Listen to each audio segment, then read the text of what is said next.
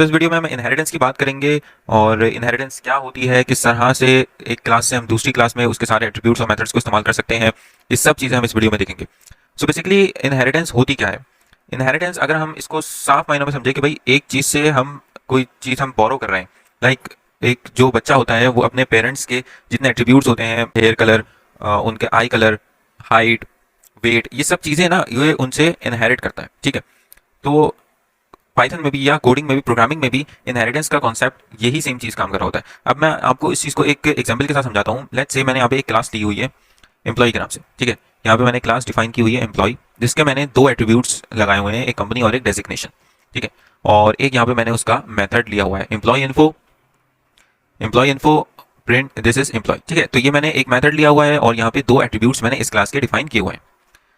Let's say अगर मैं एक और क्लास यहाँ पे डिफाइन करता हूँ प्रोग्रामर के नाम से। ठीक है, मैंने एक और क्लास प्रोग्रामर के नाम से की। अब मैं चाह रहा हूं कि मैं इस क्लास के जितने भी चीज़ें हैं, एट्रीब्यूट्स हैं, मेथड्स हैं, मैं इसको इस वाली क्लास यानी प्रोग्रामर के अंदर भी इस्तेमाल कर सकूं। तो मैं ये इनहेरिटेंस की मदद से कर सकता हूं।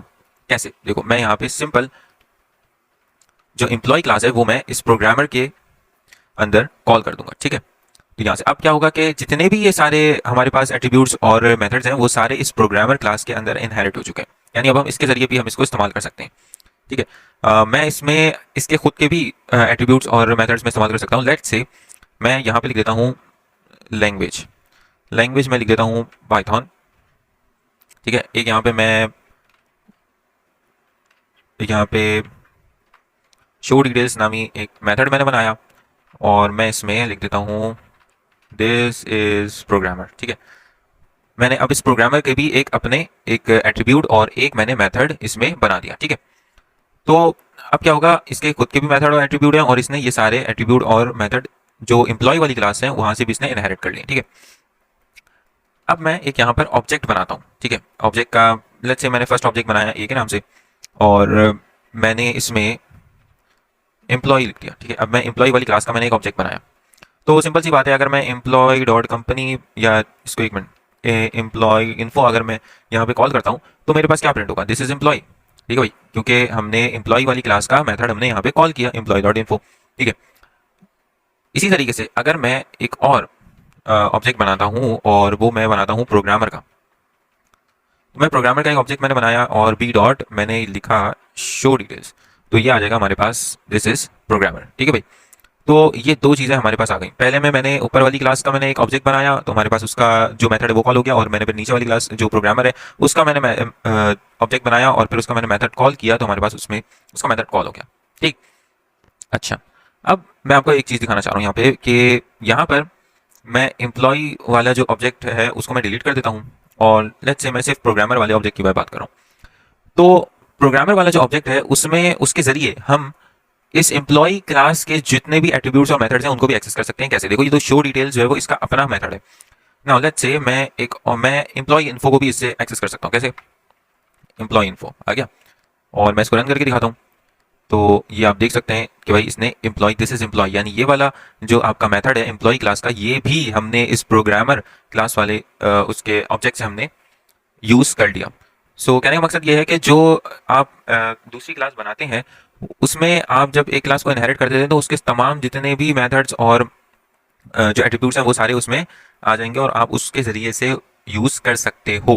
ठीक है, और इसके आप अपने खुद के भी आप पैरामीटर्स बना सकते हो, खुद के भी आप इसके एट्रीब्यूट्स वगैरह आप इसमें बना सकते हो।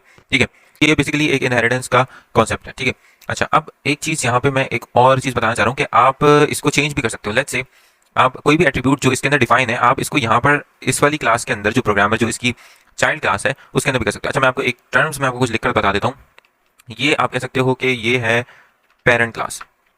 ठीक है, पेरेंट क्लास आप कह सकते हो, आप इसको बेस क्लास कह सकते हो। ठीक है, आप और ये जो है आपके पास, ये है आपके पास चाइल्ड क्लास। ठीक है, ये आपके पास चाइल्ड क्लास है, यानी इस वाली क्लास ने इस पेरेंट क्लास से जितने भी एट्रीब्यूट्स हैं वो सब अपने अंदर इनहेरिट कर लिए। ठीक है, सो अब मैं आपको जो बात बताने वाला था वो ये थी कि हम अगर इस में से जो पेरेंट क्लास है उसमें से कोई भी मेथड या एट्रीब्यूट हम इस चाइल्ड क्लास के अंदर ओवरराइड भी करवा सकते हैं।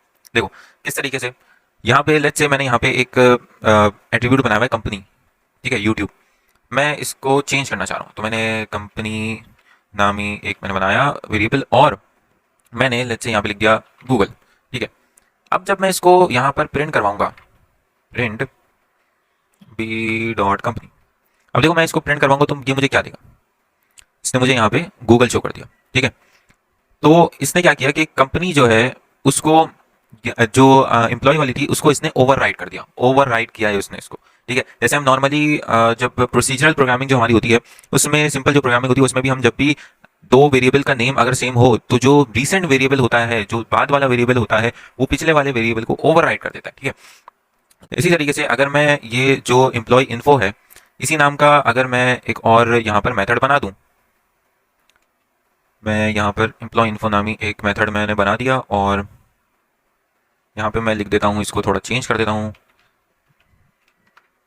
प्रोग्रामर क्लास करके, और यहाँ पर अगर मैं